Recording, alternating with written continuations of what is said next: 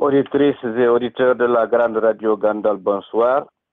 Nous vous souhaitons la bienvenue à l'écoute de l'émission de la Commission centrale de Portal Fibantal Fouta Djallon à langue française. Comme vous le savez, toutes les 2 semaines, les mercredis à partir de 22h30 heure de New York, nous nous retrouvons pour lire une page de l'histoire tragique de notre pays. Donc, l'émission d'aujourd'hui consistera à rendre un hommage mérité à un de nos aînés, une grande figure qui a marqué sa présence et pour l'accession de notre pays à l'indépendance et dans le processus de son évolution politique caractérisée par la violence d'État instaurée par le système de Sékou Touré. Cette grande figure, ce Téné, c'est Dr Thierno Mahamadou Diousso qui nous a quittés le 12 novembre 2015 en laissant beaucoup d'orphelins. Ces orphelins sont ces milliers de victimes de la barbarie de l'État, ces prisonniers incarcérés à travers tout le pays, ces familles qui ont perdu les leurs et qui n'ont pas pu organiser le deuil, etc., etc.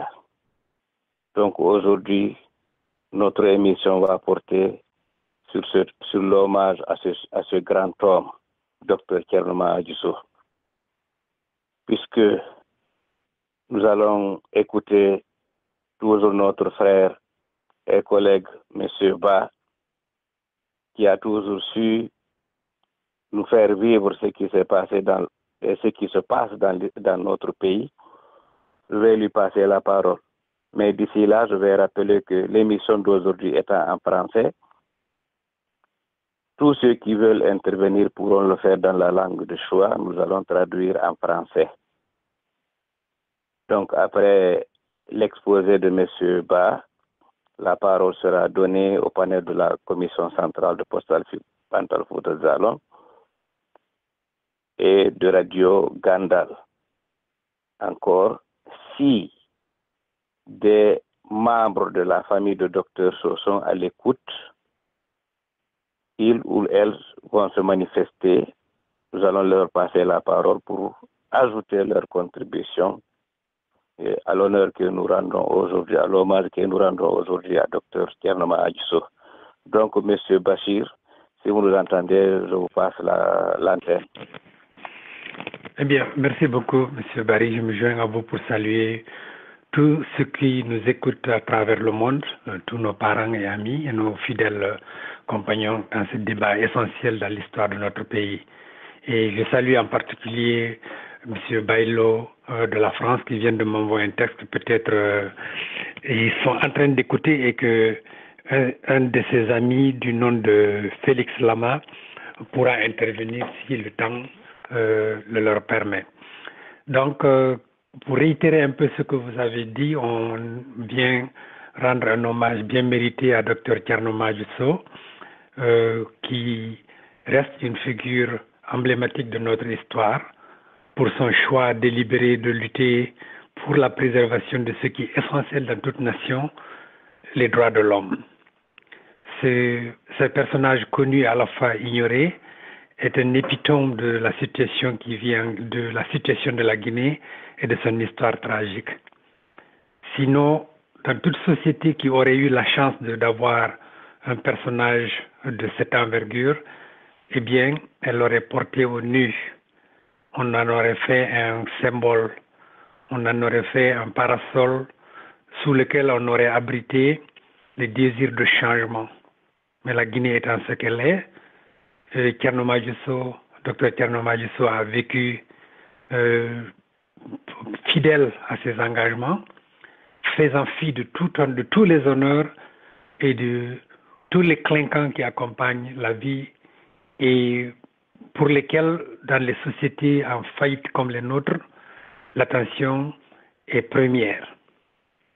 Donc c'est pour rappeler cette figure emblématique, un homme d'une dignité, surtout d'une conviction inébranlable, qui a donné l'exemple par les faits et par sa vie en se consacrant à la protection des droits de l'homme dans un pays qui en a tellement besoin, pour rappeler que son exemple, sa vie doit être enseignée et doivent être enseignées aux jeunes générations pour qu'elles s'en inspirent, non seulement qu'elles sachent qu'il y a des Guinéens qui ont ce genre d'engagement et qui peuvent mener des vies exemplaires, mais aussi parce que, réitérons-le encore une fois, sans la justice, il n'y a pas de nation. Si on ne prend pas le soin de servir la justice dans notre société, eh bien, on restera une nation en faillite permanente. Il faut que les gens comprennent que la voie du salut, il n'y en a pas deux, il n'y en a qu'une. C'est l'éradication de l'impunité qui est son corollaire, qui est la construction d'un état de droit. Et c'est à cette tâche essentielle et exemplaire, indispensable et condition sine qua non de sortir la Guinée de l'ornière de la faillite que s'est consacré Dr Thierno Madjusso qui nous a quittés il y a 4 ans, en 2015. Donc, point besoin de trop épiloguer. Je relaterai un peu ce que j'ai eu à discuter avec Dr Thierno Madjusso pendant son séjour aux États-Unis. C'était la première fois que je le voyais. Heureusement il a passé 5 semaines aux États-Unis. On a eu l'occasion de discuter énormément. Et je n'arrêtais pas, en l'écoutant, relater les événements de sa vie qui sont intimement liés à l'histoire de notre pays, de tout faire pour écrire un livre. Mais le destin aura décidé autrement. C'était un homme occupé et préoccupé. Il n'a pas pu prendre le temps de coucher sur papier ce qu'aura été sa vie. Donc, j'essaierai de rendre ici les bribes que j'ai retenues de nos discussions et pour lui rendre un hommage, en espérant que l'année prochaine, on organisera une émission beaucoup plus conséquente en faisant participer les gens de la famille, en faisant participer des témoins qui l'ont connu, pour lui rendre permanemment un hommage mérité, non pas seulement pour la personne, mais pour l'exemple qu'il représente, pour la voie du salut qu'il nous a tracée. Donc, durant ces événements, durant son séjour aux États-Unis, je l'interrogeais régulièrement, jusqu'au moment où il disait « mais tu es trop bavard ». Je voulais réellement savoir qui il était, et parce que c'est un personnage fascinant. Et dans son parcours individuel, ses origines familiales, il est originaire de Kébali, où il naquit en 1931. On n'a pas beaucoup de données sur sa scolarité primaire et secondaire, mais on sait qu'il fréquenta la prestigieuse école de William Ponty de son époque. Il en sortit avec la section prestigieuse d'instituteurs. Quand il revint en Guinée, il servit comme instituteur, notamment à l'Abbé. Cet épisode en particulier, vu que sa sœur Hadja Hassatou était une voisine et amie de ma mère, donc quand il me l'a dit, ça m'a fait tilt. Il habitait chez elle quand il servait à l'Abbé. Il nous a parlé de beaucoup de cadres originaires de l'Abbé qui étaient ses élèves à l'école primaire. Et Hadja Hassatou, c'était la femme d'Alpha Yaya Tokoso. Et après, dans nos discussions aussi, il mentionnait souvent les rapports qu'il a eus avec Sékou Touré. Parce que lui, c'était des militants du PAI, l'aile gauche du mouvement indépendantiste et de l'émancipation africaine. Le PAI, c'est le Parti africain de l'indépendance qui était, à l'instar du RD, un parti multiterritorial, c'est-à-dire il couvrait plusieurs territoires. Il y avait une section en Guinée, il y avait une section au Sénégal, il y avait une section dans toutes les colonies françaises de l'Afrique de l'Ouest à l'époque. Et eux, beaucoup de jeunes syndicalistes, beaucoup de jeunes enseignants étaient membres de ce parti-là. On peut mentionner notamment Eladj Colon, qui fut parmi les premiers prisonniers politiques de la Guinée du faux complot des enseignants. On peut mentionner Alpha Taran. Toute cette aile gauche de jeunes syndicalistes et progressistes faisait partie en même temps du PAI. Et après la vague de l'indépendance, après la victoire du PDG, et Eladj Colon m'a expliqué en particulier qu'ils se sont mobilisés, lui notamment et beaucoup d'autres amis dont Alpha Taran, ils sont allés voir Saifoulaye et lui dire qu'ils aimeraient garder eux leur parti. Saifoulaye a dit non, on vous donnera la possibilité de créer une frange de gauche à l'intérieur du PDG, parce que le PDG c'est un parti national, c'est un parti d'avant-garde.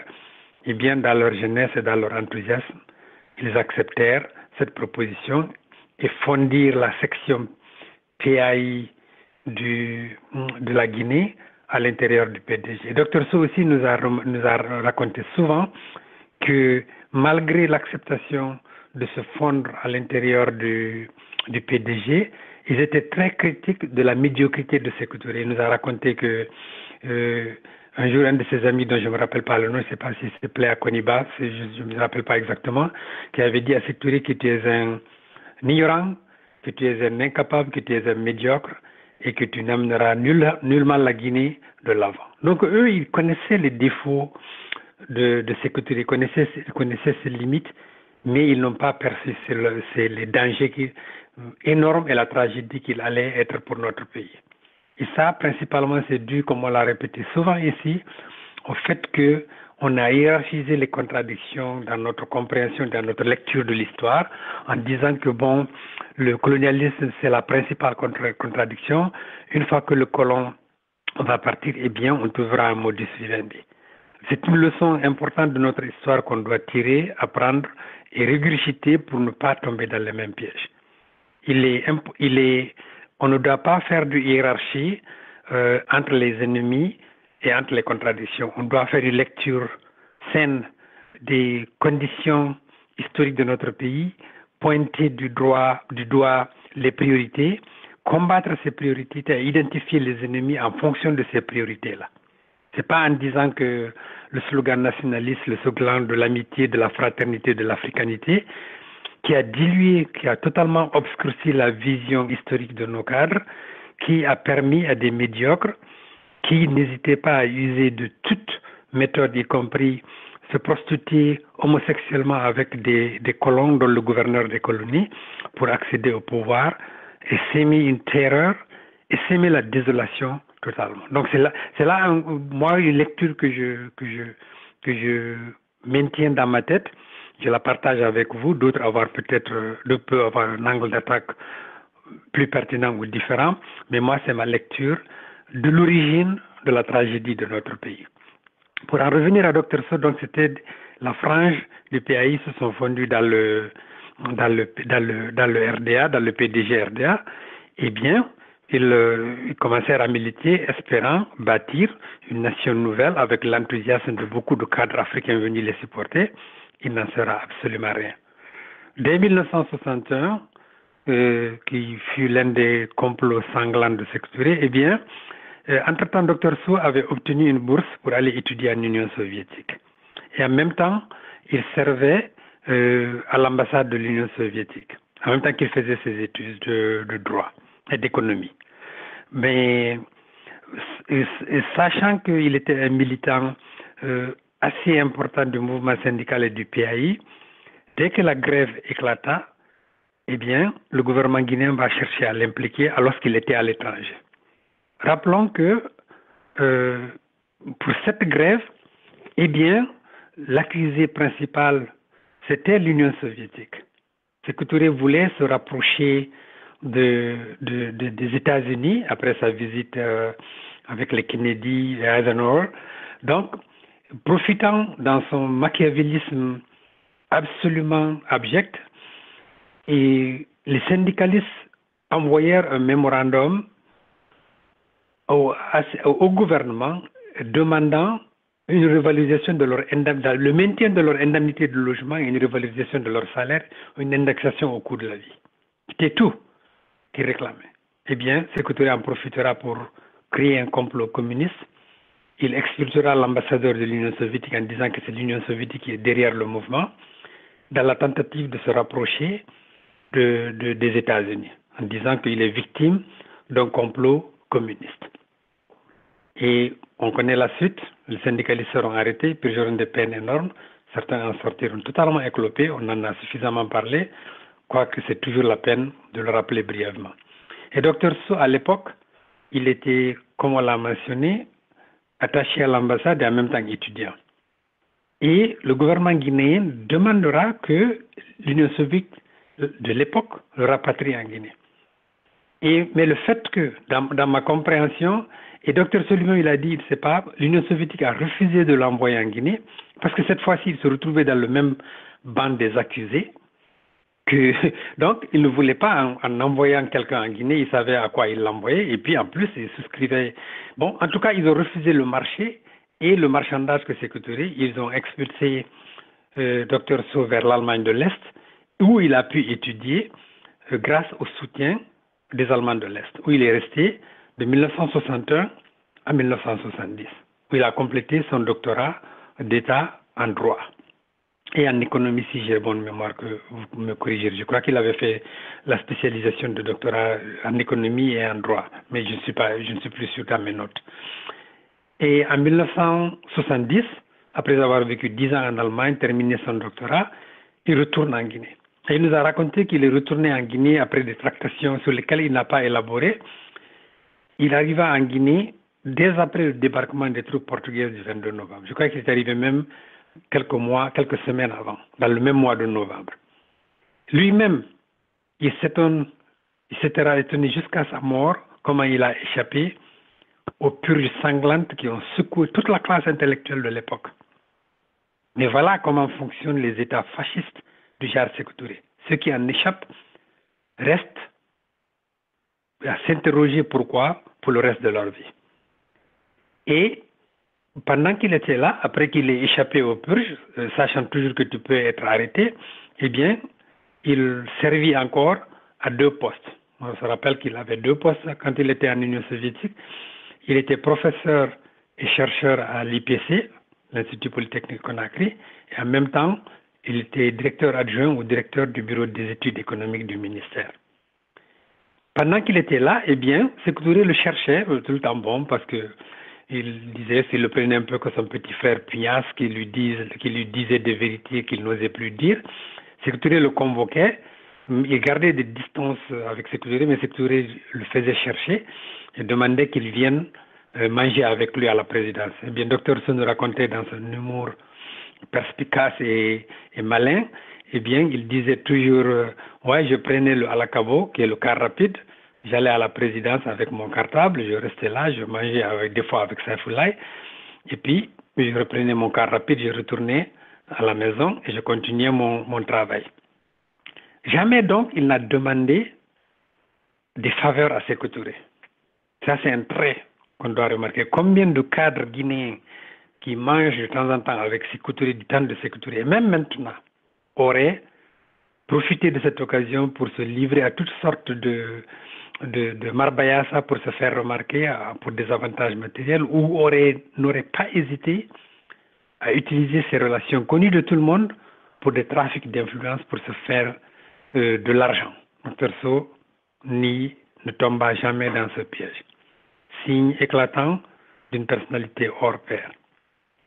Et c'est ainsi qu'il vécut ces 14 années, de 1970 à 1984, comme cadre supérieur du ministère de l'économie et comme professeur à l'université. Il enseigna plusieurs cadres aujourd'hui en vue en Guinée.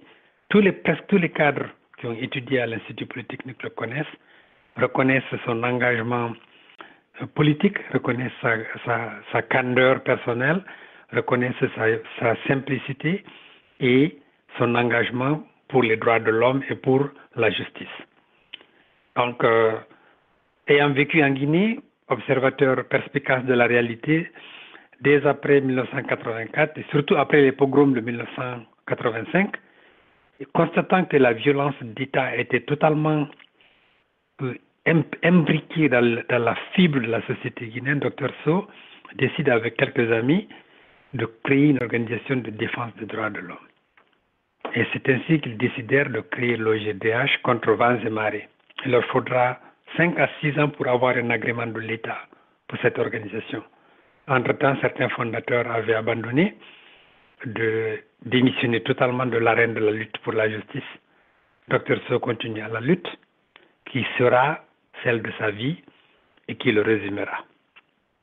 Aujourd'hui, en célébrant le personnage, pendant les 25 ans qu'il a vécu de 1990 à 2015, se consacrant au combat pour la justice, pour la défense de ce qu'il y a de plus sacré dans toute société, à savoir les droits de l'homme, et qui est le fondement de toute démocratie, ne l'oublions jamais, eh bien, son intégrité et sa modestie lui valurent le respect et l'aura internationaux, ainsi que plusieurs prix. Il sauva de milliers de Guinéens des affres de la culture de violence d'État, sans pouvoir bien entendu éradiquer cette culture qui est totalement imbriquée dans la fibre de la société guinéenne. Beaucoup de gens, de cadres, lui sont redevables de leur liberté, dont Alpha Condé, à la libération duquel il œuvra sans relâche, sans jamais user de cette relation-là, de ce service, pour se faire aucun avantage matériel. Il m'a confié, quand je l'interrogeais, que les hommes politiques, les faiseurs d'opinion, les hommes d'affaires en Guinée ont un mépris intrinsèque de la justice. Cela le désolait. Mais en même temps, il savait que le salut de la Guinée viendra de l'éradication de cette culture d'impunité. C'est ainsi qu'il faut saluer cette lucidité et doubler d'un engagement. Ce n'est pas seulement une lecture claire qu'il a faite de la société guinéenne, il a aussi montré la voie du salut. Et c'est à ce titre qu'aujourd'hui nous célébrons sa mémoire. Non pas pour vanter seulement ses mérites, mais aussi pour prendre l'engagement de continuer jusqu'à notre dernier souffle le combat qu'il a livré, parce que l'avenir de la Guinée en tant que nation en dépend. Nous demandons à tous les jeunes, tous les militants, tous les citoyens de se pencher sérieusement au-delà de toute anxiété, au-delà de toute excitation, à comprendre que ce personnage hors pair, malgré son grand âge, a choisi de mener ce combat. Et pourquoi? C'est parce qu'il a compris que le salut de la Guinée en dépend. Ce n'est pas dans des manifestations, dans des réunions publiques, dans des mamayas, que la Guinée, ce n'est pas avec ça que la Guinée sortira de l'ornière de la faillite. C'est en insistant permanemment sur la justice. Ceux qui sont coupables doivent rendre compte. Ceux qui ne sont pas coupables ne doivent pas être inquiétés. Ceux qui gagnent honnêtement leur vie doivent avoir le droit d'en jouir comme ils l'entendent. Si on oublie ces prémices-là, eh bien, on sera en train de bâtir sur du sable en disant qu'il faut que tel président, il faut que tel chef d'État, que telle personne, que telle ethnie vienne au pouvoir. Eh bien, on sera en train de renforcer journellement le piège dans lequel notre pays est tombé. Donc, voilà une vie, voilà un exemple vivant sous lequel tout le monde peut lire. Ce ne sont pas des paroles seulement. Les Guinéens sont devenus tellement cyniques que dès que tu leur dis les Guinéens ne valent rien, c'est faux. On a l'avantage et l'honneur d'avoir des personnages de cette envergure. Si notre société était normale, on lui aurait érigé un pédestal sur lequel sa mémoire serait restée. Mais on cherche plutôt à l'oublier. Les politiciens, les vendeurs de fortune, les marchands de rêves, les démagogues enterrent sa mémoire comme ils l'ont toujours fait avec tous les grands personnages de notre histoire pour se faire une place au soleil, en récitant perpétuellement que les Guinéens ne valent rien. Ne tombons pas dans ce piège. On a des hommes valables qui nous ont donné des exemples sur lesquels nous pouvons vivre, faire vivre les générations à venir pour le salut de la nation. Nous demandons Allah le Tout-Puissant d'accorder à Dr So son paradis et de verser sa bénédiction à toute sa famille et à la Guinée. Amen. Je vous remercie. Merci, M. Ba, pour votre brillant exposé. Et M. Diallo Lamine, si vous nous écoutez, on vous passe la parole pour votre contribution. Oui, j'écoute. Merci beaucoup, Bachir, pour cet honneur fait à Dr. So. Merci aussi, M. Barry, pour l'introduction. Je remercie toujours l'équipe de Fréquence Scandale qui nous donne l'opportunité toutes les 2 semaines de venir ici et parler du passé de la Guinée. Alors, pour venir à Dr. So, franchement, c'est un homme exceptionnel que nous avons eu l'occasion ici de connaître, ici en Amérique. Moi, personnellement, je l'ai rencontré pour la première fois en 1996 à Francfort. Il était venu dîner chez Jean-Claude et moi, j'étais là en visite. À l'époque, je travaillais en Allemagne. Donc, j'étais venu à Francfort passer le week-end avec ce Jean-Claude Diallo. Et Jean-Claude Diallo, pour ceux qui le connaissent, il était ministre, il a été ministre sous le CNRN en Guinée quand la mort de Sékou Touré, quand les gens de la diaspora sont rentrés. Donc, il vivait en Allemagne, il travaillait pour les églises allemandes. Et un monsieur très bien, très ouvert et aussi comme Dr. So qui a été très utile à la communauté guinéenne et africaine en Allemagne. Donc j'ai rencontré Dr. So pour la première fois chez Jean-Claude à Francfort et j'avais entendu parler de lui auparavant, mais c'était la première fois que je le rencontrais. Il était avec sa femme Binta et on a dîné là-bas ce jour. Par la suite, en 2011, je l'ai rencontré pour une 2e fois à Nuremberg. Là, il y a une organisation de Guinée là-bas qui s'appelle Hero Guinée, qui avait organisé en conjonction avec la ville de Nuremberg une conférence sur le 28 septembre 2009. Le massacre du 28 septembre 2007. Et l'invité, le conférencier était M. Dr. So. Et aussi, il y avait une représentante du bureau de la CPI de Fatou Bensouda, une assistante directe de Fatou Bensouda d'origine de Costa Rica, qui était venue représenter Fatou Bensouda, qui était à l'époque invitée à la conférence là. Vous savez que la ville de Nuremberg en Europe, c'est la ville des droits de l'homme. C'était aussi là-bas, si je ne me trompe pas, c'est là-bas que c'était Nuremberg, la capitale politique du régime d'Hitler. Donc, Dr. So était l'invité, le conférencier ce jour, et il est venu et il a fait un exposé brillant sur la situation du 28 septembre, ce qui s'est passé, les massacres, les viols, les tueries, les blessures. Et ce jour, il n'y a pas une personne qui n'avait pas les larmes aux yeux. Quand il a fini, il a donné la parole à sa femme Binta, qui a parlé de l'expérience des femmes elles-mêmes, les femmes qui ont été violées là-bas. Parce que vous savez, à l'époque, les femmes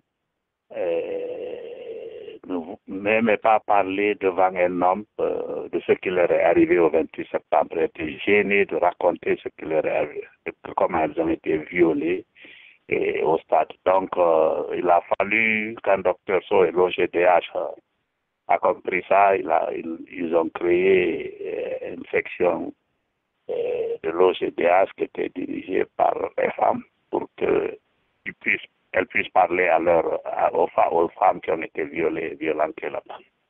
Donc, à la suite de cette conférence, quand je suis revenu à Washington, j'ai quand même proposé à la commission centrale de Porte-Occidentale, Fouta Djallon, d'inviter Dr. So ici à Washington pour qu'il fasse un tour aussi et qu'il explique ici ce qui s'est passé au 28 septembre. Parce que l'OGDA, sous sa direction, était engagé fermement à s'assurer que les crimes qui ont été commis ce jour ne restent pas impunis. Et donc, nous avons eu l'initiative à Port-Alfred, Bantal-Fouta-Jalon d'inviter Dr Sow ici. Et parce que nous aussi, nous étions engagés dans le combat pour s'assurer aussi que les crimes du 28 septembre ne restent pas impunis. Donc, Dr Sow a bien accepté notre invitation, il est venu et on l'a reçu à New York d'abord, où il a fait beaucoup de conférences, il a rencontré la communauté guinéenne là-bas, il a rencontré aussi des politiciens, toutes sortes d'organisations des droits de l'homme, des gens des Nations Unies, des missions étrangères auprès des Nations Unies. Et à la suite de ça, d'ailleurs, Bachir et moi, nous étions allés le rencontrer à New York. Et quand il est arrivé à New York, on a dit qu'on le loge en famille, comme c'est un aîné à nous.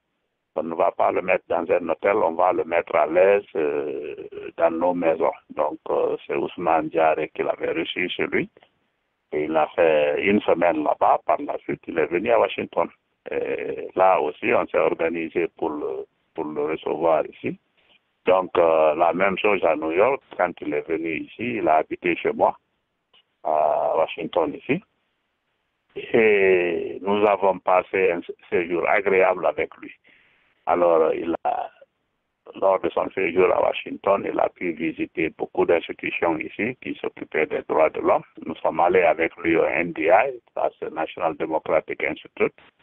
Et nous sommes allés au NDA, qui est National Endowment for Democracy. Et au NED plutôt, il s'appelle le NED, une organisation qui s'occupe de la promotion de la démocratie à travers le monde. Donc, il a été reçu là-bas. Toutes ces personnes, toutes ces organisations nous connaissaient. Et par la suite, il a été reçu au département d'État américain. Et là, si je ne me trompe pas, il y avait une dizaine de départements gouvernementaux ici qui étaient représentés ce jour-là. Ils ont même envoyé des représentants de la mission américaine en Suisse. Parce que vous savez que c'est en Suisse, je crois qu'il y a la section de l'ONU qui s'occupe des droits de l'homme. Donc, ou de la justice. Donc, il a envoyé quelqu'un là-bas. Ils ont même envoyé des gens des services secrets américains qui ont écouté ce jour-là. Et ils se sont présentés, d'ailleurs, ce qui est très rare. Ils disent qu'ils sont des services de renseignement. Donc, là aussi, on a passé près de 2 ou 3 heures au département d'État là-bas en conférence et les gens ont écouté ce que Dr Sow avait à dire. On est allé avec lui au bureau des droits de l'homme du Congrès américain, qui était à l'époque géré par le sénateur Kerry, qui a été ministre des Affaires étrangères sous la présidence d'Obama, et qui a été aussi candidat présidentiel ici en Amérique. Donc là aussi, on a été reçu, très bien reçu, au Congrès américain. On est allé avec lui voir Physicians for Human Rights. Ça, ce sont l'organisation des médecins qui s'occupent des droits de l'homme. C'est des gens qui vont à travers le monde soigner, traiter des gens qui ont été victimes des conflits ou des périodes troubles dans leur pays. Donc, et après, donc ça nous a encore permis de mieux connaître Dr Sow et de profiter de la richesse de ses connaissances du passé guinéen. Parce que vous savez, Dr Sow, comme Bachir l'a indiqué, était à lutter d'abord au sein du PAI, Parti africain de l'indépendance, pendant la période coloniale et aussi était très engagé pendant les années d'indépendance, surtout mettant l'accent sur la lutte pour les droits de l'homme. Donc de Washington ici, il est allé à Philadelphie, là aussi il a été très bien reçu, là d'ailleurs des nièces à lui là-bas. à Philadelphia. Et donc là aussi, il a rencontré la communauté guinéenne et rencontré M. Barry certainement nous fera le compte rendu de son séjour là-bas au M. Tcherno Ibrahim. Donc, Dr. So est c'est l'homme le plus intègre et l'un des hommes les plus intègres que j'ai rencontré, que j'ai eu à rencontrer, parce que il n'a aucune considération pour le matériel, pour le gain personnel. Je me rappelle d'ailleurs quand il est rentré en Guinée, il y a eu des incidents là-bas qui étaient tragiques. On parle toujours de ça ici. Il y a eu par exemple l'incident de Soronkoni, où on est venu kidnapper des jeunes dans les quartiers à majorité Peul, Bambeto, Kosa. Et on a kidnappé une trentaine de jeunes qu'on a transportés à Kankan. Il y a un camp militaire d'entraînement, un camp d'entraînement des bérets rouges qui est là-bas qu'on appelle Soronkoni, dans le voisinage de Kankan. On a envoyé cette trentaine de jeunes là-bas et on les a torturés pendant une dizaine de jours. Tous les jours, ils recevaient 50 coups de fouet. Alors, Dr. So a eu vent de cette histoire. Quand il a eu vent de ça, il a contacté l'ambassade américaine. Il a contacté l'ambassadeur directement, Ascaris, parce qu'il avait son téléphone. Donc, il lui a dit, bon, tiens, voilà ce que nous avons appris. On a kidnappé des jeunes ici à Conakry qu'on a transportés à Kankan et qui sont torturés là-bas tous les jours. On ne sait pas pourquoi. Donc, l'ambassadeur américain est allé voir Alpha Condé pour lui s'enquérir de cette situation-là. Alors, et Alpha Condé a prétendu Alpha Condé a prétendu qu'on lui avait dit que c'était des bandits. Et l'ambassadeur américain lui a dit, mais tiens, si c'est des bandits, c'est dans un camp militaire à 600 ou 700 km de la ville qu'on les amène. Donc, grâce à ce Dr. So, ces jeunes ont été libérés. Mais malheureusement, 2 d'entre eux sont morts à la suite des services qu'ils ont reçus à Kankan dans ce camp militaire. Donc, Dr. So, à l'époque, m'avait appelé ici pour me dire, tiens, ils sont en train de torturer des jeunes là-bas, il faut nous aider. Mais entre-temps, heureusement, on les avait libérés. Mais, tout le monde se demandait pourquoi ces jeunes ont été kidnappés dans les rues de Conakry et amenés à Kankan pour être torturés. Quelle était la raison derrière ça? Finalement, Dr. So, dans une de nos conversations téléphoniques, il nous a dit, tiens, Lamine, tu sais pourquoi ce qu'on a appris? Quelle était la raison pour laquelle on a arrêté ces jeunes? Je dis non. Il me dit, tiens, c'est pour on les torturait pour les faire accepter, avouer qu'ils sont des rebelles recrutés par, je crois, la compagnie qui s'occupait de Simandou, là, comment s'appelle, le monsieur Denis Steinmetz, pour dire qu'ils sont des rebelles Peul qui devaient lutter pour renverser le régime d'Alpha Condé en Guinée. Donc c'était la raison pour laquelle on les avait arrêtés, c'était de les torturer jusqu'à ce qu'ils acceptent de dire ça. Et voilà, ils allaient les présenter maintenant à la télé guinéenne et à la presse et leur dire, voilà, ils ont découvert un complot Peul qui a pour objectif de renverser le régime d'Alpha Condé. Donc c'était la raison pour laquelle on les avait arrêtés. Mais malheureusement, cette affaire n'est jamais allée en justice. Le gouvernement guinéen n'a jamais ne s'est jamais expliqué sur la raison de leur arrestation. Et il n'y a pas eu de pression politique sur le gouvernement guinéen quand même pour éclaircir cette histoire-là. Bon, bref, voilà, là, c'est grâce à Dr. So encore et que ces gens-là, que ces jeunes ont recouvert leur liberté. Une autre affaire, c'était l'affaire du 11 juillet, quand il y a le prétendu complot de juillet 1911, quand Alpha Condé a prétendu que les militaires ont voulu le renverser et qu'ils ont attaqué sa résidence. Là aussi, vous savez, à la suite de ça, on avait arrêté le général Noucham. Donc, et certains jeunes, pour la plupart des peuples. Et on les torturait là-bas.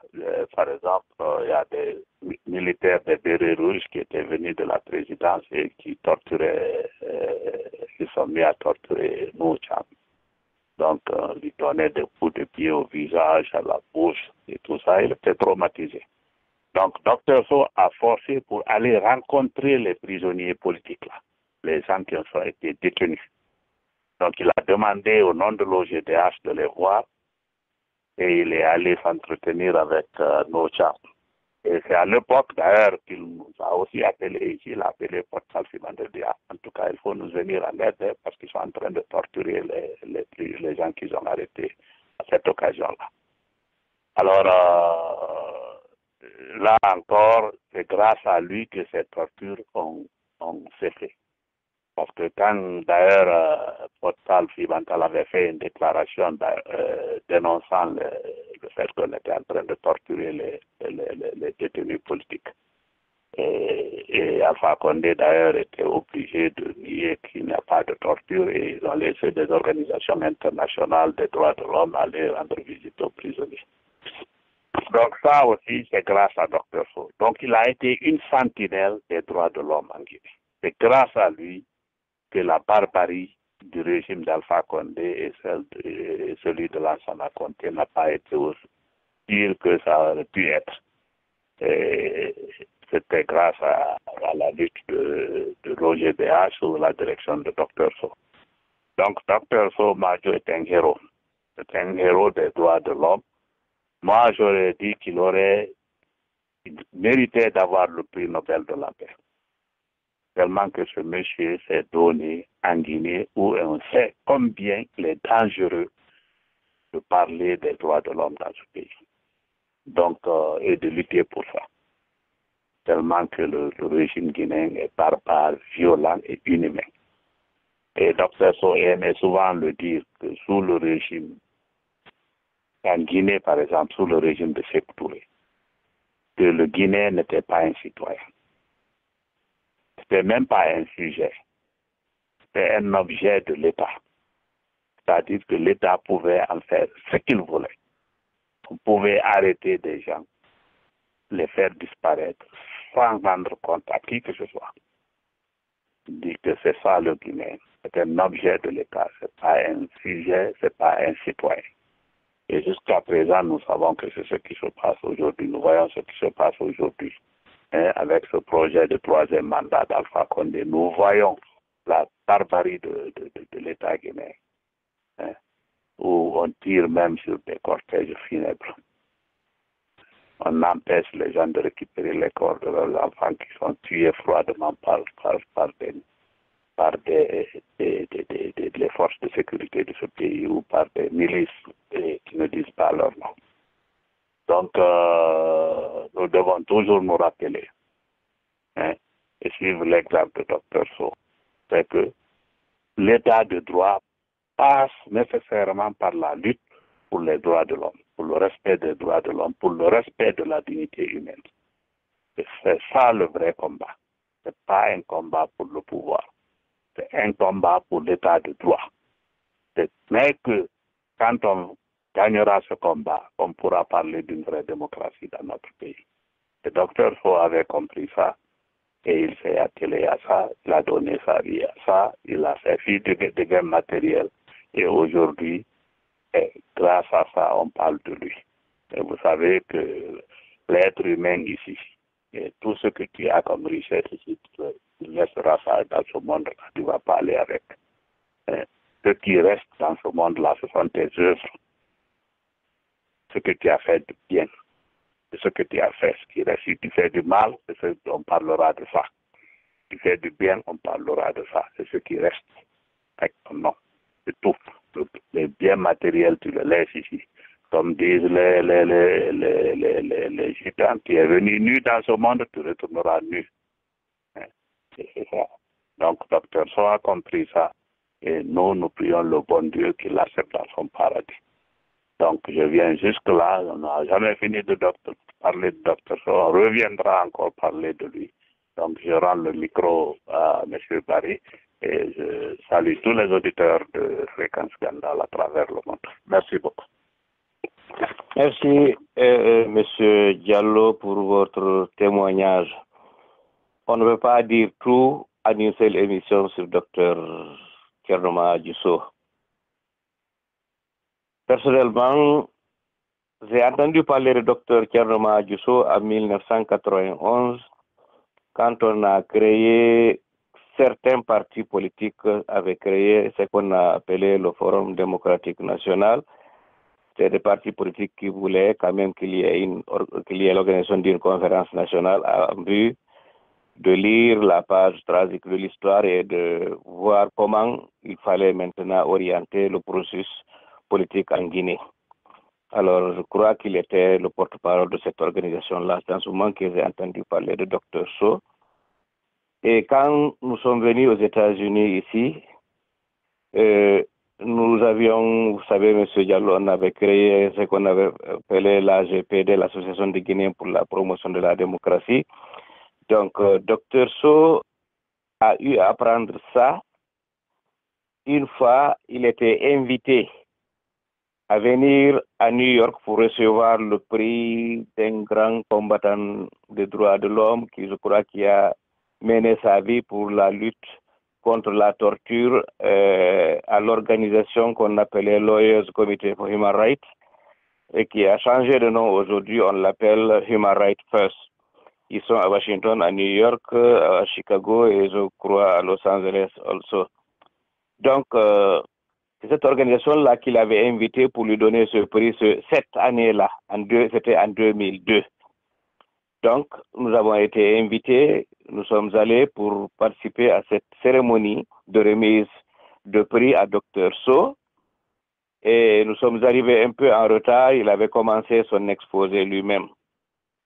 Ce jour quand même que j'ai vu assez d'avocats américains dans la salle qui écoutaient Dr Sow décrire les conditions d'incarcération en Guinée, parler des droits de l'homme en Guinée. C'était la plupart des avocats qui étaient venus, qui aidaient les Guinéens dans leurs dossiers pour obtenir le réfugié aux États-Unis ici.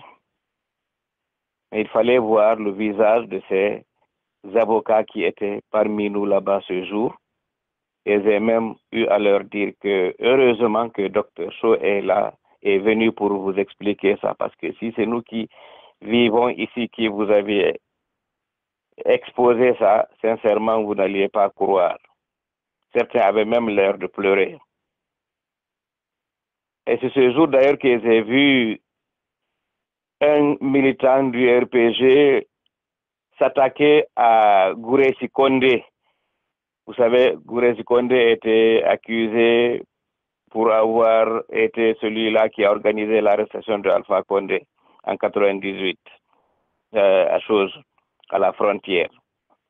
Donc, il y avait des gens du RPG, il y avait des Guinéens de la diaspora comme nous autres, il y avait assez d'Américains dans la salle.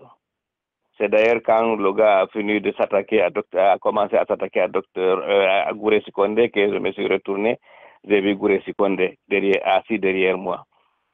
Donc, Dr Sow, c'est cette personne qui était connue plus que son pays.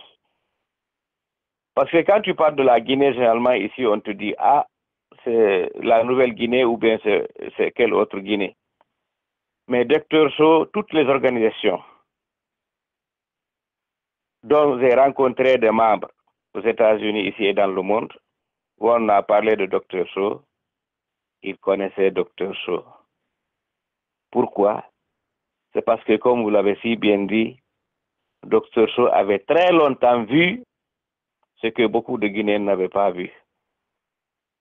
Et aujourd'hui, chaque jour qu'il fait en Guinée, on se rend compte que Dr Sow était un visionnaire. Il avait compris que la solution pour notre pays, ce n'était pas la formation d'un parti politique. Ce n'est pas autre chose. C'était pour mettre fin à l'impunité, créer l'état de droit. C'est ce que Dr Sow avait compris et il s'était attelé à ça toute sa vie durant. Donc, Dr Sow, une autre fois, avec lui et le secrétaire général du PRP, on s'était rendu, on était invité à Washington, ici c'était en 2004, où il y a un jeune Guinéen qui était arrêté, venu de Guinée, il était arrêté à l'aéroport, conduit à chose par le service de l'immigration dans une prison où il a été violenté sévèrement. Donc il y a eu une organisation d'avocats ici qui s'était engagée à l'aider à obtenir. Ils l'ont soigné d'abord parce qu'il était vraiment violenté. Donc il a fallu qu'on l'amène à l'hôpital. Après, quand il s'est remis de ses maux, les avocats ont décidé d'organiser quand même, ont constitué un dossier pour lui permettre d'avoir l'asile aux États-Unis ici. Et pour ça, cette organisation a créé une fondation. Ils sont allés même en Guinée pour chercher des témoins, pour faire des investigations. Ils sont rendus 2 fois en Guinée pour faire des investigations. Une fois, ils nous ont invités ici pour aller témoigner toujours pour soutenir le dossier. Je me souviens, j'étais avec Ba Ousmane et Dr Sow. Quand nous sommes arrivés, on a donné la parole d'abord à Dr Sow pour parler des droits de l'homme en Guinée. On a donné la parole ensuite à Ba Ousmane pour parler du processus politique et à moi de conclure avec le rôle de la diaspora. Ce jour aussi, c'était vraiment, ils étaient fiers d'être un compatriote de Dr Sow. Et Dr Sow, en 1900, au deuxième mandat, aux élections, le deuxième mandat pour George Bush, Dr Sow était l'un des observateurs. Il était venu ici. Il était l'un des observateurs. Je l'ai rencontré encore ici. Il m'a enseigné, parce que là, quand tu rencontres Dr Sow, il t'enseigne, comme vous l'avez dit, M. Ba et M. Diallo. M. Dr Kern Mahadji Sow, c'est sur tous les plans qu'il était un leader. Sur le plan social, sur le plan politique, sur le plan civique. Dr Sow a contribué à bâtir vraiment une nation de rêve pour les Guinéens. Malheureusement, il y a des problèmes jusqu'à présent. Alors, Dr Sow, comme je l'ai dit, on ne peut pas, au cours d'une seule émission, parler de lui. Dr Sow, quand tu lui parles, même étant très grave, tellement que c'était un homme sincère, c'était un homme pieux, c'était un homme social, Dr Sow, même étant malade, gravement malade, quand tu appelles Dr Sow, vous allez célébrer votre amitié, votre fraternité. Dr Sow était un ami. Dr Sow, c'est quelqu'un quand même dont l'œuvre continue toujours à aider les Guinéens. C'est comme je l'ai dit à l'introduction, s'il y a quelqu'un qui a laissé d'orphelins en Guinée, c'est Dr Sow. Et il a son nombre, des milliers et des milliers, et le nombre s'accroît de jour en jour. M. Diallo vient de le dire. Même maintenant, les convois funèbres sont visés par les gaz lacrymogènes et par les balles réelles. Dr Sow avait tout fait pour éviter ça au Guinée. Malheureusement pour nous. Donc, mais heureusement qu'on a eu quelqu'un comme lui Et il faudrait que la jeunesse et que les intellectuels, les citoyens guinéens acceptent quand même de faire revivre cette vie de Dr Sow et son œuvre pour la création de l'état de droit. Donc, je vais m'arrêter ici parce que je sais qu'aujourd'hui, il y aura beaucoup d'intervenants. Je sais que M. Sankara est là aussi parce que je crois que Thierno Ibrahim est au travail. Thierno Ibrahim, vous nous entendez, vous pouvez intervenir. Ok. Donc, mercredi, M. il ne vient pas le Sankara est là. mercredi. Il vous a dit ça, non? Oui, oui. Donc, Monsieur Diallo, donc on va passer la parole à votre panel. Je crois qu'il y a les nièces de Dr Sow ici. Hawlatou doit être là. Si vous voyez le numéro qui se termine par 93 38, vous pouvez ouvrir son micro. Elle va intervenir. Et il y a également, comme Bachir l'a dit, il y a des compatriotes qui vont intervenir à partir de la France. Donc, je vais m'arrêter ici pour vous donner la parole, docteur, Monsieur Diallo Sankara, pour votre témoignage. Je pense que vous avez tout dit. Je n'ai pas quelque chose à ajouter, sauf dire que Dr Sow, c'est quelqu'un que le fasciste Ladji Alpha Laura n'aime pas. Parce qu'au moment où ils ont mis l'OGDH en place, le fasciste Ladji Alpha Laura avait créé quelque chose de parallèle avec son neveu, Maître Christian Sow. Ça n'a pas marché et il lui en voulait. Et pourtant, c'est lui qui l'a sauvé. Quand il était en prison, Dr Sow s'y rendait régulièrement pour lui apporter des médicaments et même de la nourriture.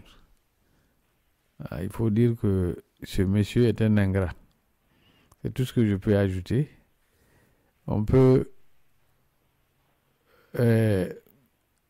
aller en France avec Mamadou Bailo, qui le connaît également et qui l'a aidé, qui peut témoigner également à son tour. Bailo, bonsoir. Oui, allô, bonsoir. Oui, allô, bonsoir à tout le monde. Et bonsoir à Félix Lama aussi, s'il est toujours à l'écoute de l'autre côté au Canada, qui est l'un des protégés et l'une des victimes du régime du feu président Lansana Conté, dont Dr Thierno Sow a œuvré inlassablement en 2002 pour la libération.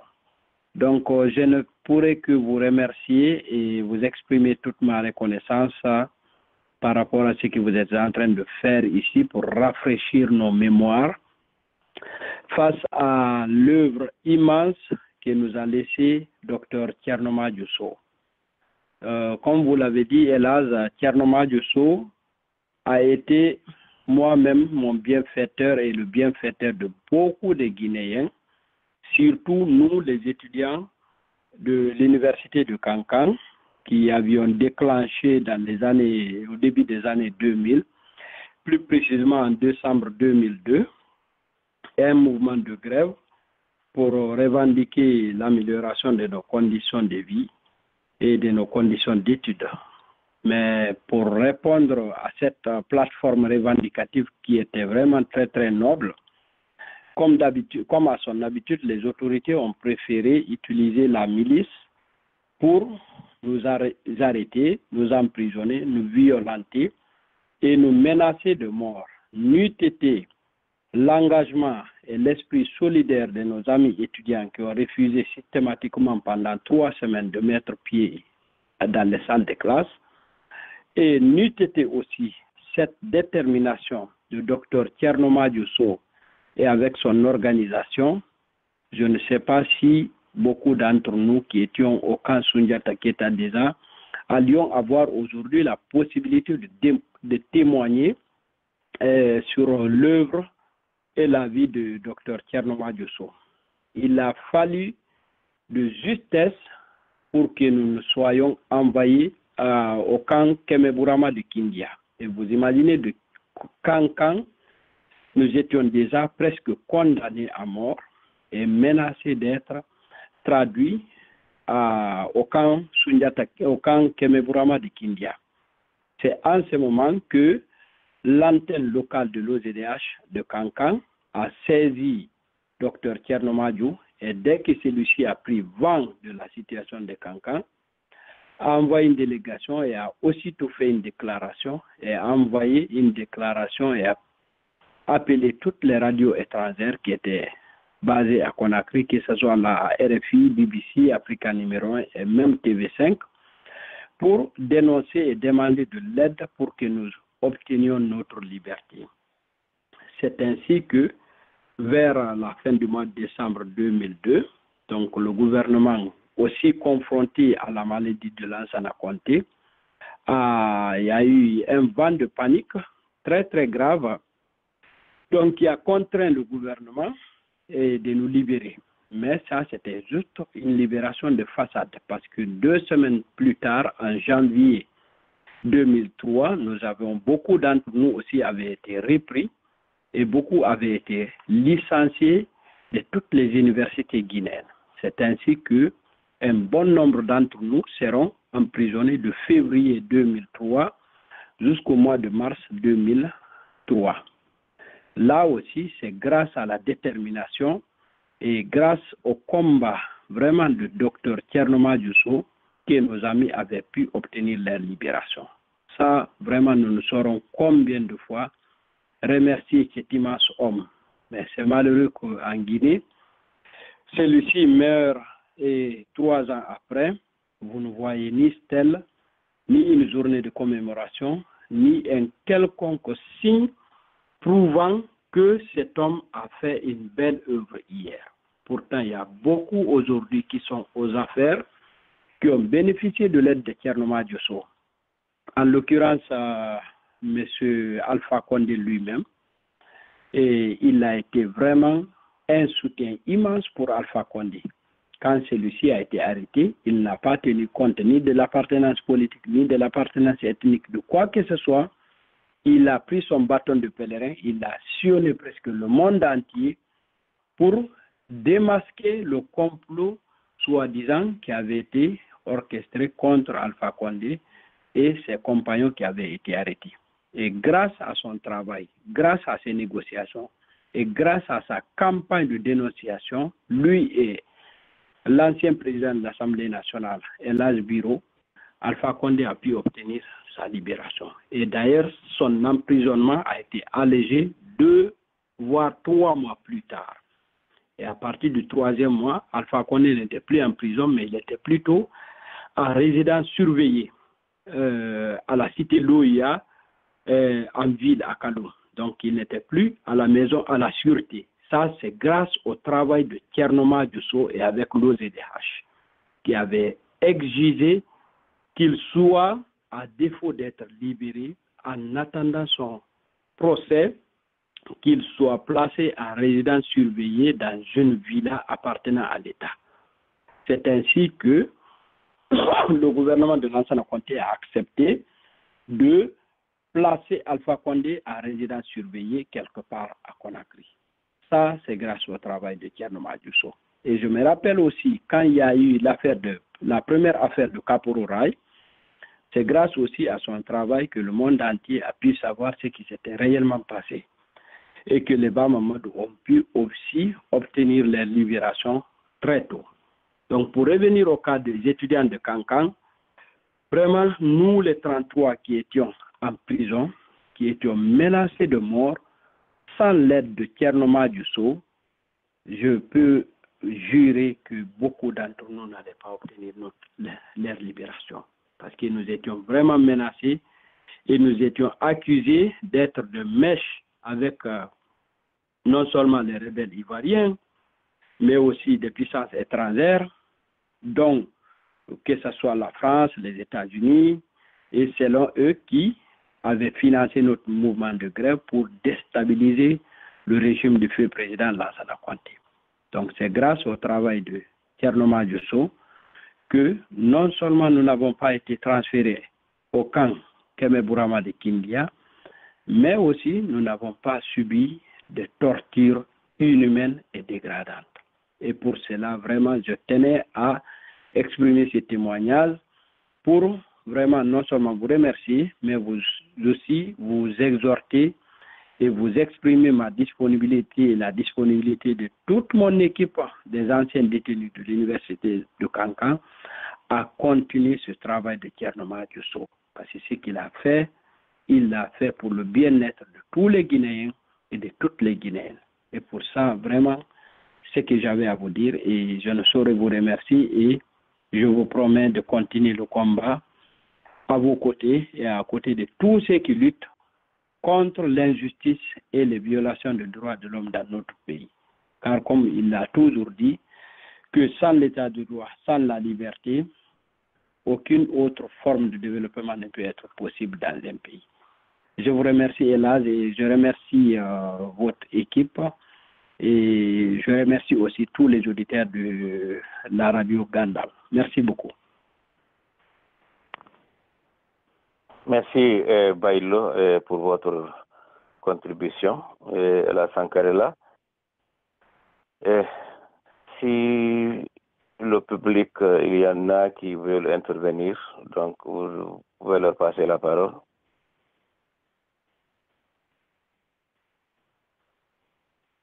Alors, tu passes la parole à qui? Alors? Tu veux passer la parole à qui? Non, je dis s'il y a parmi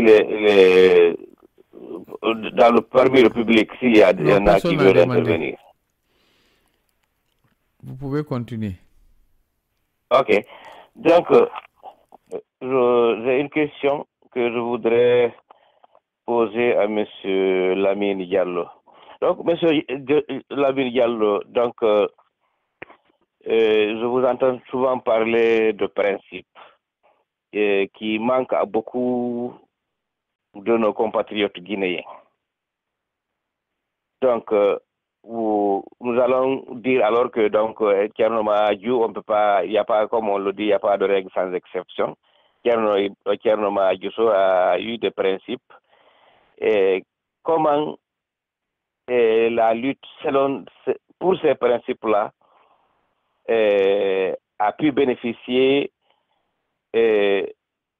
aux Guinéens que nous sommes? Si je comprends bien la question, c'est que il faut avoir des principes dans cette lutte-là. Le principe de Dr So, c'est qu'il n'a jamais dévié de la ligne de son combat pour le respect de la dignité humaine, du droit de l'individu, la création de l'état de droit. Vous savez, le manque de principe fait que les gens se font des alliés du diable ou alors qu'ils deviennent des opportunistes. Et dans tout combat, c'est vrai, il faut accepter le compromis, mais il ne faut jamais compromettre ses principes. Et Dr So, dans tout son combat, comme il avait fait fi du bien matériel personnel, il a pu garder ses principes. Et il disait souvent d'ailleurs, comme il prenait le transport public pour aller au bureau de l'OGDH, il disait souvent que les gens s'arrêtaient, chaque fois qu'ils le voyaient marcher, beaucoup de gens s'arrêtaient pour le prendre et le déposer. Et la raison pour laquelle il le faisait ça, c'est que beaucoup lui étaient reconnaissants pour son combat. Même les gens qui n'avaient pas le courage de mener un combat comme ça, lui étaient reconnaissants. Je me rappelle, une fois, il nous a mentionné que Bantamaso est venu dans son bureau avec un groupe de gens du régime d'Alpha Condé, là, dont des militaires, d'anciens militaires. Et il est venu accuser l'OGDH d'être une organisation de peur, ceci, cela. Mais il ne s'est pas rendu compte que parmi les gens qui étaient venus avec lui là-bas, certains ont été sauvés par Dr So quand ils étaient dans les griffes de Lansana Conté. Alors, immédiatement, ces gens-là lui ont dit non, Bantama, tu as tort. Et moi, c'est grâce à Dr So que tu vois là que je suis en vie aujourd'hui. Donc, il a sauvé beaucoup de gens en Guinée là-bas à cause de ces principes-là. Il a sauvé des militaires quand ils étaient arrêtés aussi bien sous le régime Lansana Conté que sous la période de Dadis, là, une période folle, et sous le régime d'Alpha Condé. Donc c'est ça, docteur. C'est ça un homme de principe. Et monsieur, ce que j'ai à dire, c'est ça. Merci. Voilà, vous savez que quand il y a eu cette affaire de Soronconi, je crois bien que c'est Sako qui était ministre de la Justice. Et, oui, c'était lui, effectivement, parce qu'il y avait déjà celui qui était encore au droit de l'homme, hein, comment il s'appelle, bon, voilà. C'était les deux ministères que Alpha Condé avait constitués encore pour tromper l'opinion internationale, pour dire que, bon, voilà, il a un gouvernement qui se penche maintenant pour la création de l'état de droit. Voilà. Donc, la démission de certaines démissions que nous avons connues en Guinée, telles que celle de Sako, qui a vraiment contribué à ramener la Guinée en arrière, parce que cette affaire de Soronconi rappelle vraiment la tragique page du régime du PDG, la création de complots. Et encore, c'est au moment où Sako était ministre de la Justice qu'il y a eu ce qu'on a arrêté le jeune Boubacar là. Vous savez, on l'a amené dans une gendarmerie pour le photographier avec un fusil et on devait l'accuser. Bon, voilà maintenant des gens qui sont sans principe, comme nous l'avons vu tout de suite, qui restent quand il y a un désespoir, il fuit. Et si on ne fait pas attention, on risque de faire d'eux des héros alors qu'en fait, ils n'ont pas eu ces principes. Donc, il y a ce comportement-là qui existe toujours dans notre pays. Pensez-vous que c'est un comportement qui peut aider la Guinée à se passer, à aller de l'avant? La question est posée à moi. À vous.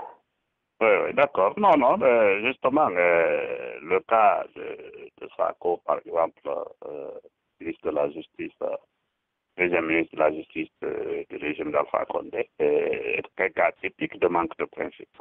Tu ne peux pas être ministre de la Justice dans un pays et tu t'assieds sur le dossier du 28 septembre pendant combien d'années et tu acceptes d'être dans le même gouvernement avec des gens comme les PV et des gens qui sont inculpés pour des crimes pareils. Et l'affaire de Soronconi se passe. Et c'est ça. Pas un mot du ministère de la Justice. Pour savoir, mais qu'est-ce qui s'est passé ici? Bon. Et quand tu viens dans un pays comme ça, tu travailles pour un régime comme celui d'Alpha Condé, et tu es ministre de la Justice, et ce régime-là viole constamment tous les jours les droits les plus élémentaires des citoyens de ce pays. Et tu te permets de fermer les yeux là-dessus et de rester ministre de la Justice et de parler de justice dans ce pays. Donc, je pense que voilà l'exemple d'un monsieur qui n'a pas de principe. Parce qu'il aurait dû démissionner. Après l'affaire de Soronconi, il aurait dû démissionner. Après l'affaire de ce qui s'est passé à Mali Mbere, il aurait dû démissionner. Il ne démissionne que quand Alpha Condé parle du troisième mandat ici et il dit qu'il n'a pas, il ne peut pas accepter ça. Mais tu as accepté tout le reste. Tu as accepté que le dossier de Zogota reste dans les couloirs, dans les tiroirs de la justice guinéenne là-bas. Là aussi, rien. Des crimes aussi évidents que ça. Camion militaire qui rentre dans un petit village guinéen et qui massacre la population. Tu ne dis rien. Bon. Tu vois tous ces cas-là, ces cas quotidiens, ces centaines de jeunes qui ont été tués pendant les manifestations là-bas. Et tu sais très bien que ce sont les forces de sécurité de la Guinée qui tuent les gens. Et là aussi, tu fermes les yeux là-dessus. Donc, voilà l'exemple typique des Guinéens, du fonctionnaire guinéen qui qui faut au sol les principes les plus élémentaires de la dignité humaine, compromettre leurs principes pour des gains matériels, pour être ministre ou être haut fonctionnaire ou etc. Donc, pour le cas de M. Sarro, je dirais qu'il a vraiment manqué de principe. Surtout pour un monsieur qui a servi comme avocat en France pendant des années. C'est regrettable qu'il n'ait pas pu amener ces valeurs-là avec lui en Guinée. Merci. Voilà, Monsieur Bachir, je voudrais vous demander des relations de coopération, de collaboration qui existaient entre Portal Fi Bantal Fouta Jalon dans sa lutte contre l'impunité et l'OGDH. Bon, comment vous avez ressenti l'absence maintenant de Dr Sow à l'OGDH dans la collaboration entre les deux organisations? Ah, ben, cette absence, elle sonne haut et fort. Bon, on est tous presque des orphelins de Dr Sow. Il n'y a aucun répondant au niveau de l'OGDH actuellement. Et bon, le vide est là. Et c'est réellement dommage parce que bon, il a laissé un poids, il a laissé un héritage que l'on doit préserver à tout prix. Donc, c'est à nous réellement d'imaginer des solutions pour collaborer avec l'OGDH, mais sinon, pour le moment, c'est réellement le vide complet. On se demande où est passé le leadership. On se demande quelle orientation l'OGDH a. On les entend rarement. Bon, le nouveau leadership, on ne sait pas ce qu'il a fait. Donc, réellement, il y a un vide. Il y a un vide. Là, il y a une véritable crise qu'il faudra que nous nous attelions tous à régler, sans pointer du doigt sur telle ou telle personne, mais en sachant, comme on l'a rappelé ici, et c'est l'objet de notre émission de ce soir, c'est non pas de vanter l'œuvre de Dr Sow, mais de l'approfondir pour mieux la poursuivre. Donc la question que vous posez, elle est très pertinente. Ce n'est pas de pointer du doigt sur le nez, d'accuser qui que ce soit, mais c'est de voir que dès après la disparition de Dr Sow, eh bien, la dynamique qui avait été engagée est presque perdue. Donc c'est réellement un bon moment pour se ressaisir, utiliser l'anniversaire de son décès pour réengager la dynamique et réengager avec l'OGDH. Et j'imagine que nous, à Portal, on aura, dès que le calendrier des multiples activités le permettra, revisiter le sujet pour mieux l'approfondir afin de relancer la dynamique qu'on avait fait en 2016. Ça n'a pas abouti, mais bon, ce n'est pas une raison pour se décourager. Et nous encourageons tous ceux qui nous écoutent et tous ceux qui honorent l'œuvre du Dr Sow à continuer dans ce sens pour engager l'OGDH, venir avec des propositions, aider pour que l'organisation survive, qu'elle dépasse sa léthargie actuelle et qu'elle florisse comme l'aurait souhaité son auteur que nous vénérons tous et que nous respectons tous. Merci. Alors que dites-vous de cette clairvoyance de Dr Sow quand vous voyez aujourd'hui, les problèmes que la Guinée rencontre dans l'alternance pour ce qui est de l'alternance démocratique en Guinée? Bon, vous savez, comme on l'a rappelé, il y a assez de Guinéens, il y a assez de partis politiques en Guinée. Il y en a, je crois, plus de 100 actuellement en Guinée. La fois dernière, j'ai rencontré quelqu'un qui m'a dit non, nous n'avons pas. Il y a eu 50 partis, on a évalué les partis politiques. Il y a eu 50 qui réellement sont qui remplissent les critères d'un parti politique. Donc il y a plus de 100 et qu'il y a 50 et il fait partie de ces partis-là.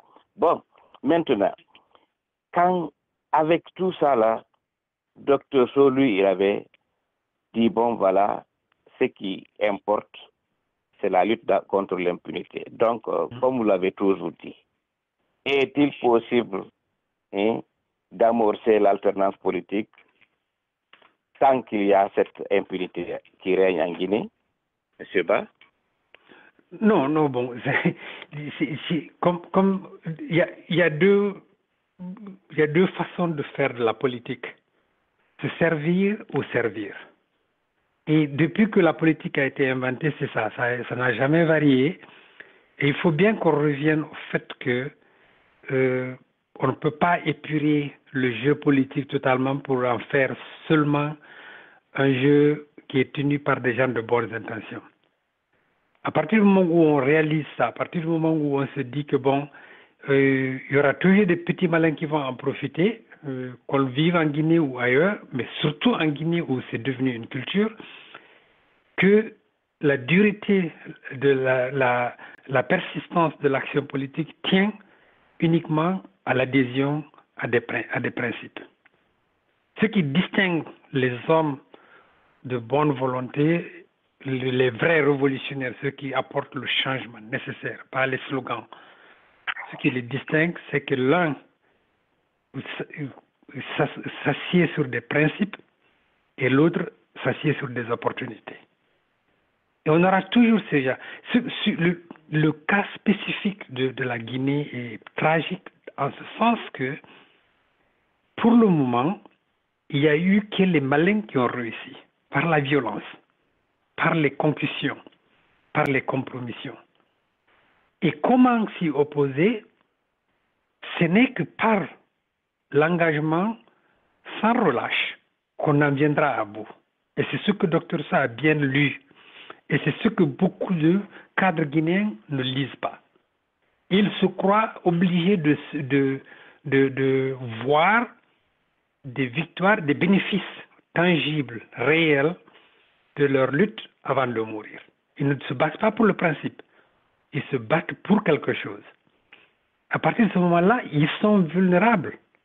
Et Dr So fait partie de ces vrais révolutionnaires qui savent distinguer le mouvement des principes, l'inspiration des principes, de l'inspiration de la convoitise et des petits gains.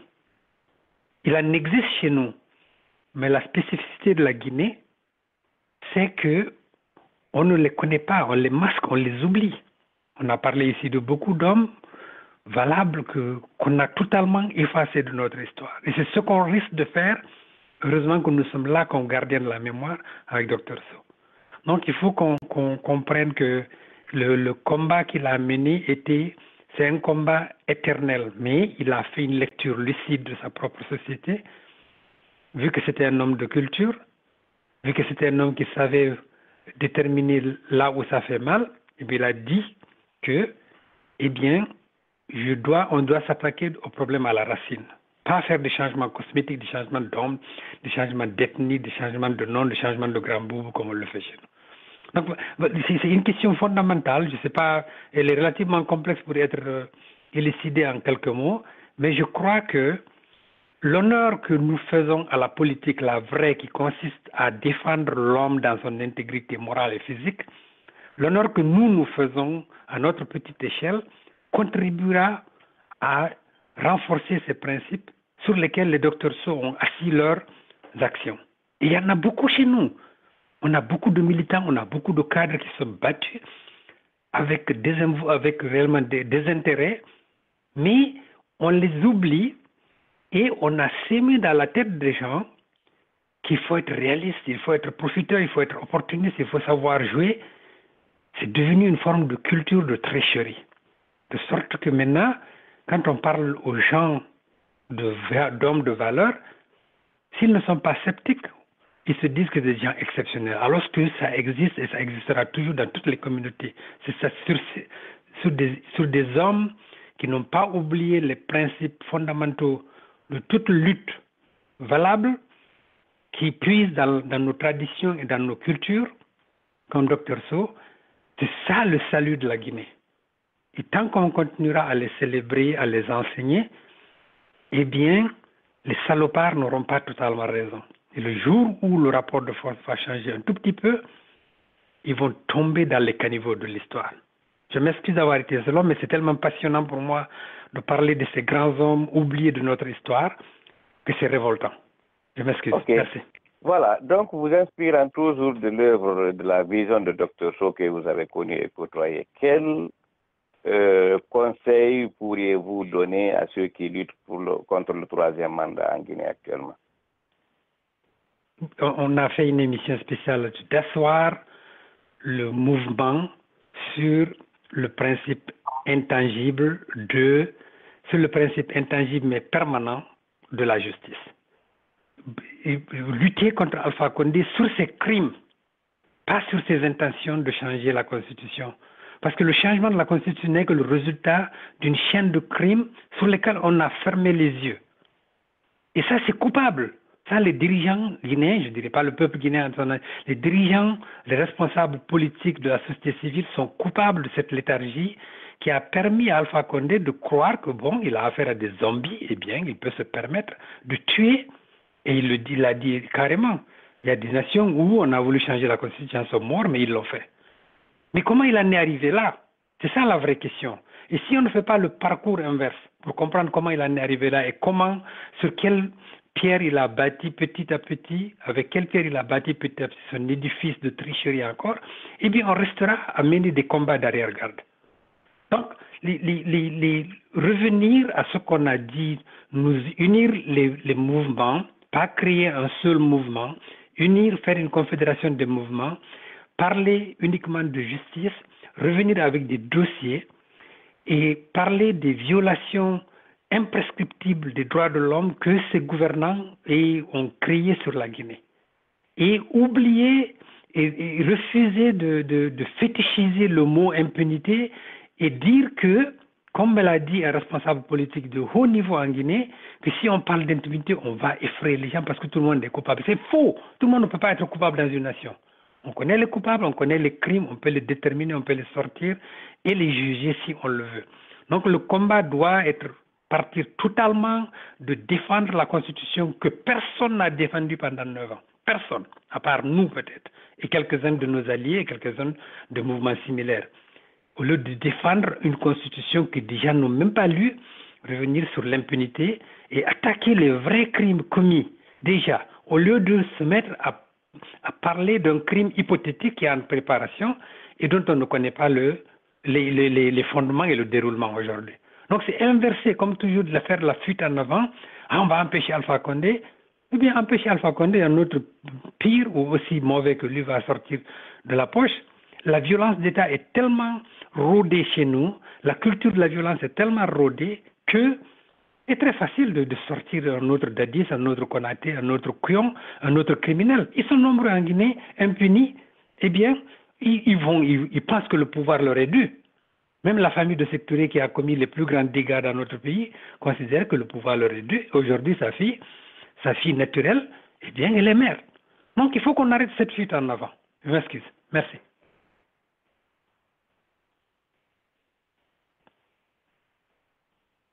Watapo ainu wote ngewalane singewadi anduko fofela ngedidin kodina yendere pular kenange ngenge ite nage singenange uliri wange ite konge nage danda tengege dankode uroji mengede gese wallahi ender gallaral walle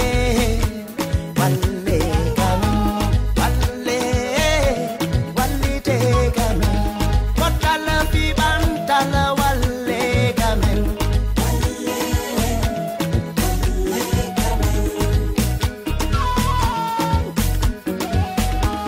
walle fay be benye bakabe changa walle be no be famira bakabe golla wallay be danda be dam puindang walle mo be benkadi e baka fot